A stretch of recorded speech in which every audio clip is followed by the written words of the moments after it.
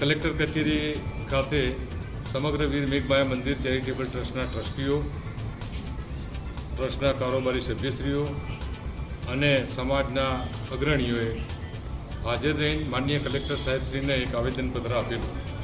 એ અનુસંધાને આપેલું કે જે કામગીરી પ્રથમ ફેજની ચાલતી હતી વીર માયા સંકુલ અને મંદિરની કામગીરી જે ચાલુ હતી, પ્રથમ ફેજની કામગીરી પૂર્ણ થયા પછી જ્યારે પ્રવાસન નિગમ દ્વારા બીજા ફેજની કામગીરીની જ્યારે ટેન્ડર પ્રક્રિયા ચાલુ થઈ એ દરમિયાન પાટણ શહેરના ધીરજભાઈ ખેંગારભાઈ સોલંકી નામના ઈસમે જે પાટણ મામલતદારના રિપોર્ટ મુજબ ધીરજભાઈ ખેંગારભાઈ સોલંકી નામના ઈસમે જે અરજી આપેલી તકેદારી આયોગની અંદર એના કારણે આ કામ થોડું વાંધામાં પડેલું, જેના કારણે 2.5 વર્ષ જેટલો સમય વીતી ગયો.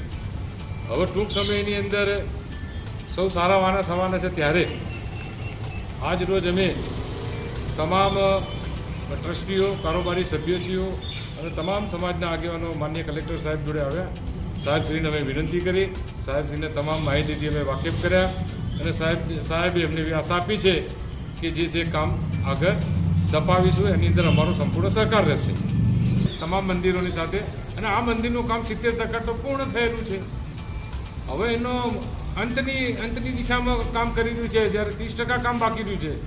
અને આ 30% જે કામની અંદર જે મંદિરના પગથિયા છે, મંદિરની મૂર્તિઓ છે, આજુબાજુનો જે બગીચો છે અને આ જે પ્રવાસીઓને યાત્રાળુઓને આવવા માટે જે સગવડ જે ઊભી કરવાની છે એ સગવડ જે એક કામ અટક્યું છે, ફેઝ 2નું કામ એ અટક્યું છે. અને એના માટે કલેક્ટર સાહેબશ્રીને અમે નામદાર સરકારમાં આપશ્રી પ્રવાસન નિગમના આપણા અધ્યક્ષો એ રીતે અમે વાત કરીએ, સાહેબશ્રી સંકલનમાં રહીને સરકારની અંદર આ કામ બહુ ઝડપી કરાવે એવી અમે ત્યાં રજૂઆત કરી.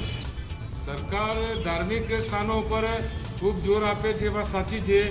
અને એ રીતે અહીંયા પણ જો 2003-4ની અંદર જ્યારે માનનીય વડાપ્રધાન શ્રી ત્યારે સીએમ હતા ગુજરાતના, ત્યારે પણ તેઓ માયાદેવના દર્શન કરવા આવેલા. એ પછી આનંદીબેન પટેલ ગુજરાતના સીએમ હતા, એઓ પણ માયાદેવના મંદિરે દર્શન કરવા આવેલા. અને જે કેન્દ્રના મિનિસ્ટર છે TR પાટીલ, ગુજરાત પ્રદેશ ભાજપના અધ્યક્ષ છે, તેઓ પણ ત્યાં મંદિરે દર્શન કરવા આવેલા.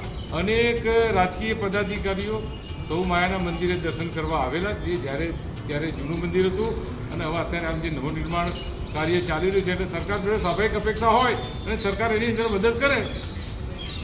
મારું નામ મુકેશભાઈ સોલંકી, પ્રમુખ વીર મેઘમાયા મંદિર ચેરિટેબલ ટ્રસ્ટ પાટણ.